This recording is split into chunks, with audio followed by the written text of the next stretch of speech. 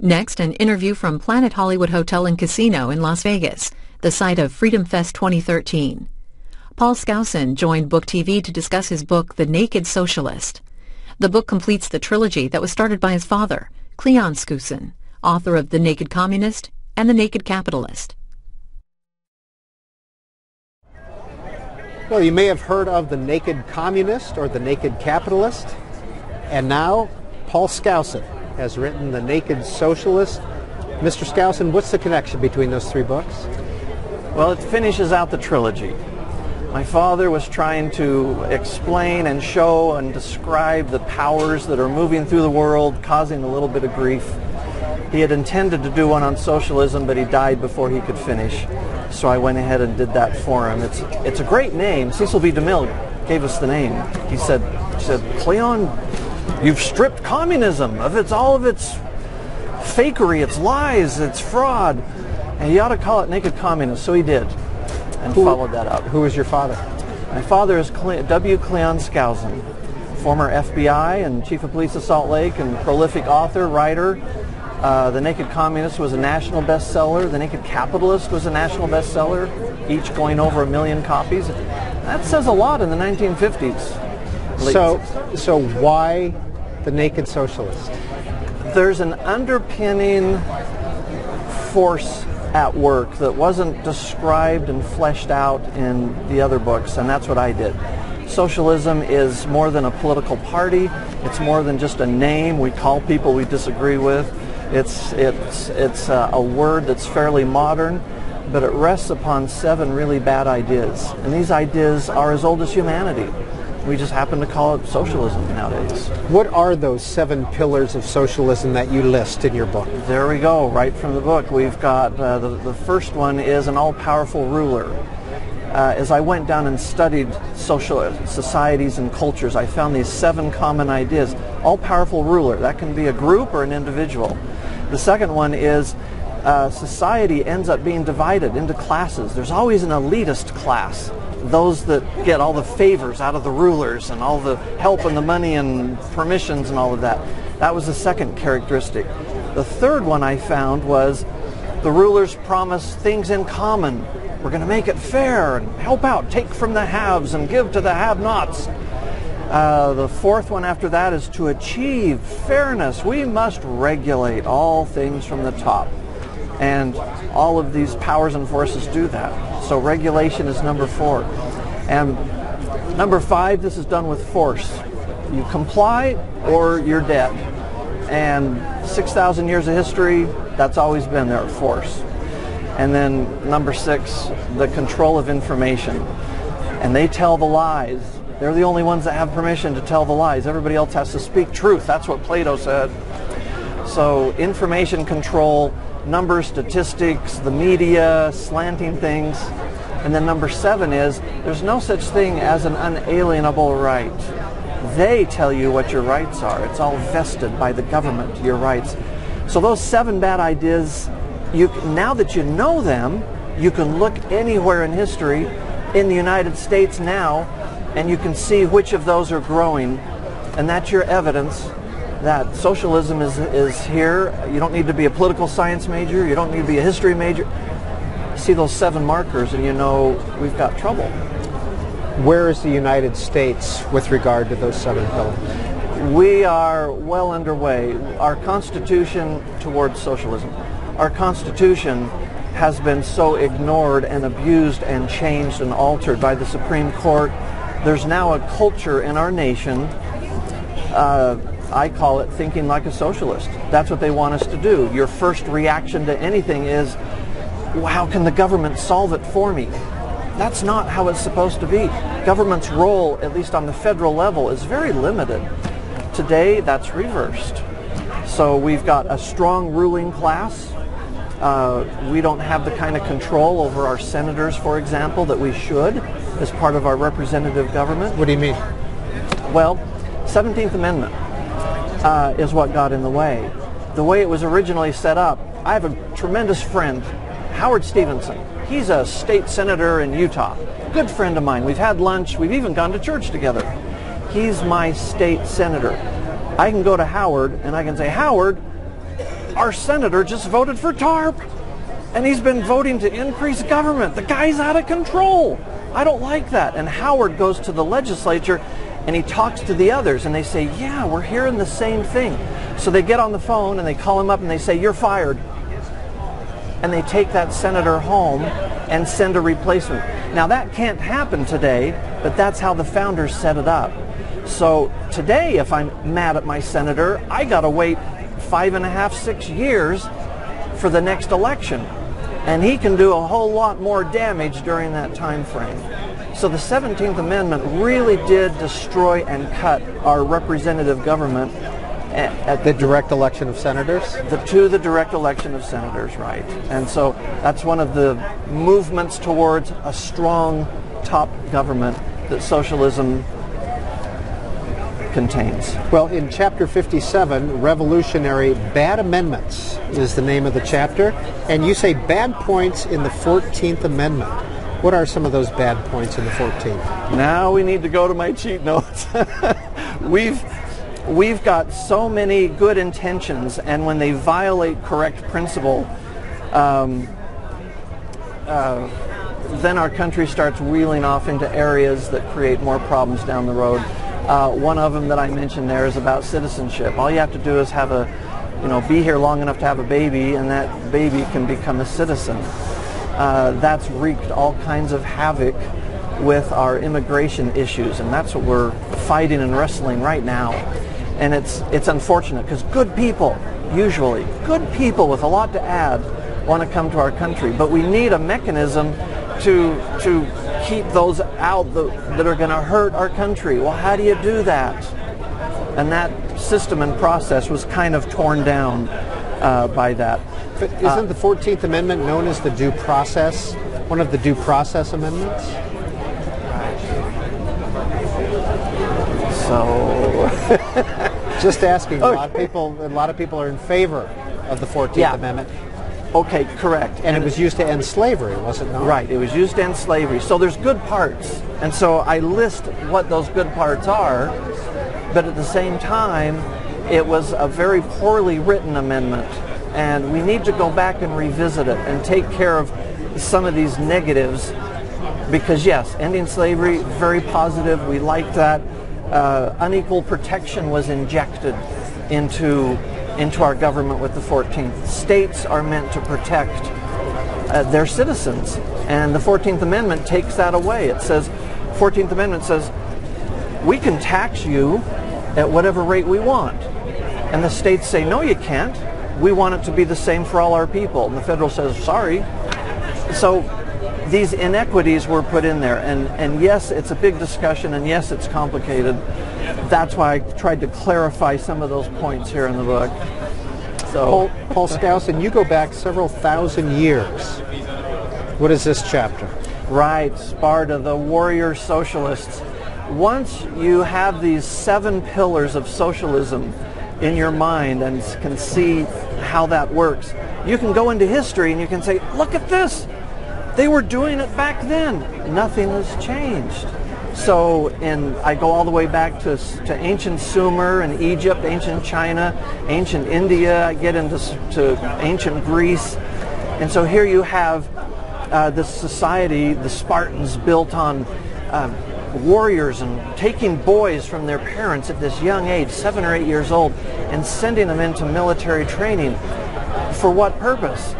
To eventually rise up and be a warrior. So the whole society is destructive to the family, destructive to their culture. You know how they graduated? The slave population there among the Spartans, they called the helots.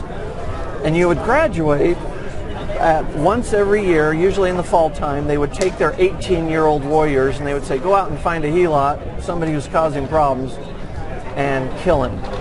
That's your graduation. See if you can sneak up on him and take him out. And here's a list of the most undesirables. So, once again, the 7 pillars appearing all throughout ancient history. This is nothing new in socialism. Part 14, and this is how many pages? 600 or so? 500 some? 500 of the good stuff, and then appendix. Part 14, Socialism Today in America. This is the quote that you open with. It is impossible to introduce into society a greater change and a greater evil than this, the conversion of the law into an instrument of plunder. Right. Isn't that a great quote? Frederic Bastiat. What he was trying to get at is the primary goal of socialism, exactly that right there, to allow the hammer, the iron fist of the government to impose its will uncontrollably on all the rest of us. And that's the beauty of the Constitution, is it didn't allow that to happen. It chained it down. The founders were no dummies. They knew this stuff was going on all the time. So now the government has said, well, for us to serve you, we need money.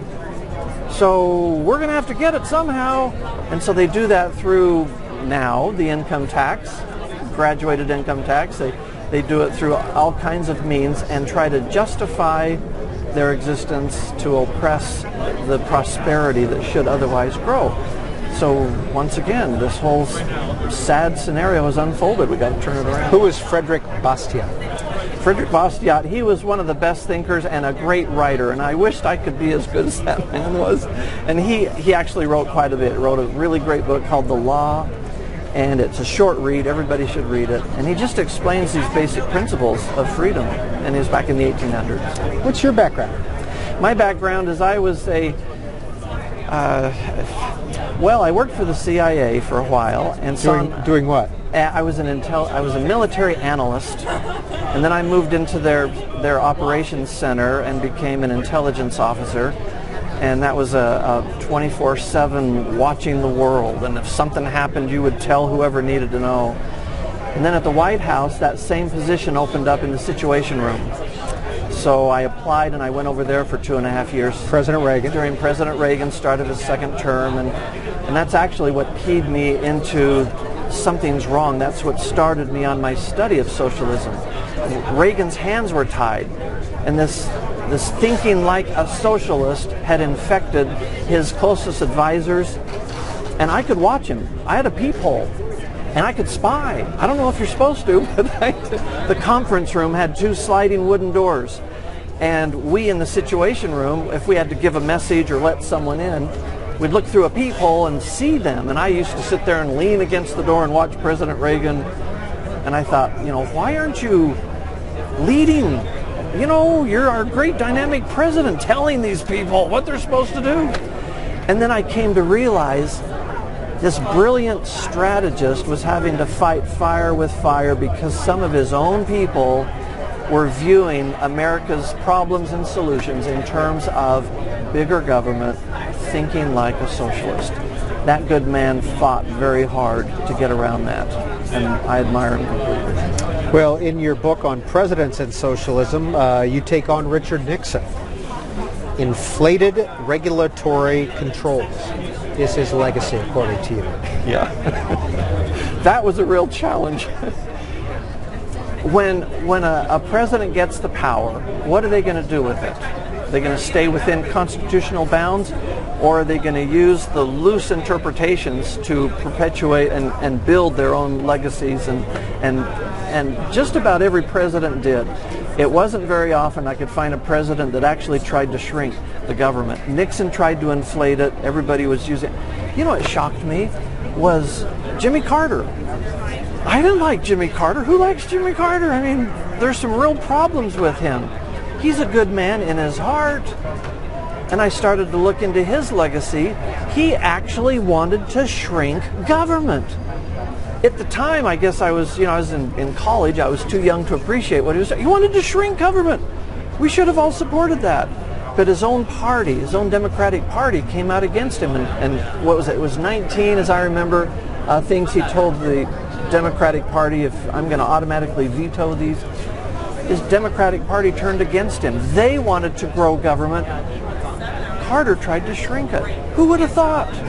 So aside from all the things we're mad at him for, we should be very grateful that his attitude was that. So not a great difference between Republicans and Democrats? Not today. The Republicans are trying to enlarge government because that's the answer to power. tax, tax, vote, vote, spend, spend. That seems to be the pattern. So the Republicans are adopting that. Mitt Romney, I think, tried to stop that. He tried to say, look, we have to cut back. And that scared people. One of the devious tools of this socialist mentality is to make people dependent upon government. And once you're dependent, you know, when we retire, who's going to pay the bills? We're going to look forward to Medicare. We're going to look forward to not national health care, but the government saving us and helping us. Well, if a politician comes up and says, I'm going to have to turn that off, sorry, that's the way it goes, that scares people. That's what thinking like a socialist leads to. And so letting it start was the big mistake. Paul Skousen, we've discussed a little bit of the Naked Socialist. How does it compare to the Naked Communist or the Naked Capitalist? Yeah, the Naked Communist takes you from Karl Marx up through the establishment and growth of communism. And my father treated that as kind of a history book of that particular movement. Similar elements, how it creeps into our culture and starts to get you thinking like a socialist. What I tried to do is get under that and say, why? Why is that so insidious and evil? Naked Capitalist was a look at how the money was socialized. I love Margaret Thatcher's quote, which is taken out of context and it's combined a little bit, but she says socialism works until they run out of other people's money. And I love that. So how do you get other people's money? And that's what the Naked Capitalist about. It's a book review, Carol Quigley's book, Tragedy and Hope, and it's a big fat book, 1,100 pages or something. And Carol Quigley explains and shows how central banking gradually unfolded in our society and eventually put countries into debt. I was just adding this up a while ago. All the countries in the world have these private central banks controlling their money. How much money are they in debt to? $75 trillion worldwide. And for that, they're paying, all of us are paying billions and billions every single month in interest. It's because it's a private institution. Alexander Hamilton had that idea in the Constitutional Convention. The other founders laughed him out of the room. He got mad and went home and only showed up 2 or 3 times during the development of the Constitution. So today, that's an enormous problem that's weighing down the whole world. And the Naked Capitalist explains those details by reviewing and excerpting long quotes. So people could not accuse my father of selective quotations. Long quotes from Carol Quigley's book that explains how central banking is hurting us.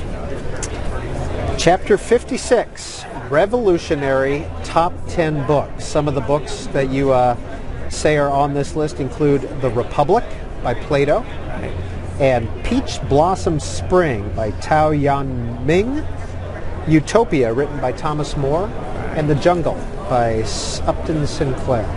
Why are those books socialist? They all follow the same pattern. If we violate principles for the good of the whole, we can have great harmony in our societies. And look how nice things will be if we'll just cooperate together. If we were robots, that'd work great, but we're not. And the Founding Fathers understood that. And so in each of these attempts to paint our society, the solution is always strong government. They don't consider freedom or individual action. And that's the reason The Jungle and some of these others are in there. Yes, there needs to be a cooperative, but the founders said very minimal at the top. Let the local levels handle it. Much wiser. People that are directly impacted, let them handle these problems. Is this self-published? It is, yeah. Why? Quicker, a little more control over that. We've been publishing my father's books through Ensign for a long time, and we have our own distribution channels, and I didn't even ask anyone if they were interested. We just got it out there. So much information. We need to develop a curriculum for the people of this nation that they can read and understand and get it in their hands, because things are going to get worse and hard. Why? We're on a downward slope. socialism is interesting. It's a slope down to bankruptcy. The history section in this book, I show how cultures collapse. They always collapse. Socialism just doesn't build. It doesn't create. It consumes. So people are born somewhere up here and they die somewhere down here. And they say, yeah, socialism, well, you know, we got problems. Someone's born here and they die down here. Well, yeah, things need help. It's that way all the way down. I have friends from England and Europe. They'll stop by or at my book signings and they'll say, I lived in socialism over in England or Germany. It worked fine. Well, another friend came home from England. I says, tell me about their health system. And he said, oh, it's horrible. Yes, you can go into any hospital and get help right away, but it's dirty. You got to wait for months at a time if it's major, and they're making mistakes. Well, don't they have anything like America? Yes, they do. In the private healthcare sector in England, what are their hospitals like? Hours? Can you get an MRI that day? So you have this beautiful example of this slope of socialism. People say, yeah, it's not perfect. And on the other hand, this wonderful free enterprise, free market, profit-driven system that offers so much more. So there's a lot of hope in getting back to our basic principles. Where does President Obama, in your view, fit? Yeah, he's a big government man. And people ask me, is he a socialist? And I say, well, that depends on your definition of socialism. And this is the definition that I always use. It's government force to control or change society. And President Obama is right there trying to control and change society. The Founding Fathers developed and built the Constitution so that couldn't happen. That individual is supposed to be a temp. We hired him to go ahead and help guide and direct our country, not to change it. So, government force to control and change society. So yes, under that definition, Obama is definitely a socialist. If he hasn't declared himself a member of that party, whatever, I love the proverb, as a man thinketh in his heart, so is he. And that's where a lot of people are. How's it selling? It's doing really well. It's available as a download on Kindle. There's a lot of Kindles, but Amazon.com is the place to go. So it's doing very well. Now you have a previous book that we want to show our viewers as well. Right. Yes, Comrade Paul's Socialist Bathroom Reader. In my research, and as I looked into these different countries, those poor oppressed people had a sense of humor. And I guess that was their break from the tension of having to go through this idiocy for decades. So I gathered that information plus other little tidbits and things and brought them all together as a collective of comedy. I'll give you just one. Comrade Husak. He's addressing the Communist Party and he says, comrades, in 1968 we were standing on the edge of the abyss. Since then, we have taken a significant step forward. That's true? That's a real joke. And they have follow-on jokes about why is capitalism on the edge of the deep abyss? And the answer is, so they can see us socialists better. Wonderful sense of humor. I put in socialist world records. You know, which socialist has the best facial hair? You know, that seems to be a big deal with socialists. Which socialist has the most murders and deaths laying at his feet? Not very funny. Who wins that one? Mao wins that one. He's up around 76 million. And the Soviet Union itself comes in second at 60 million. It's just horrific. And people look at that and say, well, yeah, that was over there. But how quickly it came because of those 7 bad ideas people allowed to grow up in their midst. We've been talking with author Paul Skousen about his most recent book, The Naked Socialist. He's also the author of Comrade Paul's Socialist Bathroom Reader. Here are the books. You're watching Book TV on C-SPAN 2.